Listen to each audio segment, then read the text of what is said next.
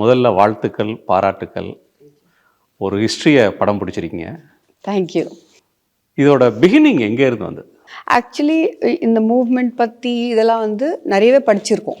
But ஜென்ரலாகவே மற்றவங்களுக்கு இருக்கிற மாதிரி எனக்கும் என்னென்னா வந்து Tamil Nadu is against Hindi imposition, against Hindi.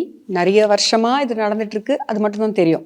டீப்பாக உள்ளே போனதுக்கப்புறமா தான் புரிய ஆரம்பிச்சுது தட் இட் இஸ் ஒன் இது அது ஒரு மிகப்பெரிய கதை, மிகப்பெரிய போராட்டம். சுதந்திரத்துக்கு எவ்வளோ போராடினாங்களோ அவ்வளோ ஒரு பெரிய போராட்டம் இங்கே நடந்திருக்கு. Led by the Tamil students and led by the Tamils. எல்லா சதர்ன் ஸ்டேட்ஸ்க்கும், எல்லா நான் ஹிந்தி ஸ்பீக்கிங் ஸ்டேட்ஸ்க்கும் அது பரவிச்சு அந்த ஒரு மூவ்மெண்ட்.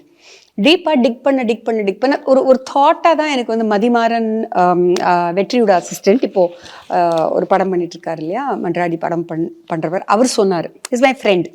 ஸோ ஒரு 2019-20 பேசினது இது.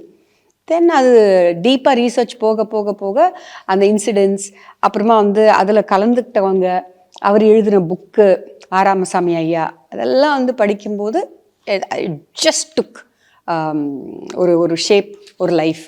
யூஸ்வலாக படத்தில் வந்து ஐ திங்க் அந்த பேரோமீட்டர் எப்படின்னா வந்து உங்களுக்கு ஒரு கரு வந்திருக்கு, ஒரு கான்செப்ட் வந்திருக்குன்னா சீனாக பிறக்குதுன்னு வச்சுக்கோங்களேன். அப்போ அதை வச்சுட்டு போகலாம்.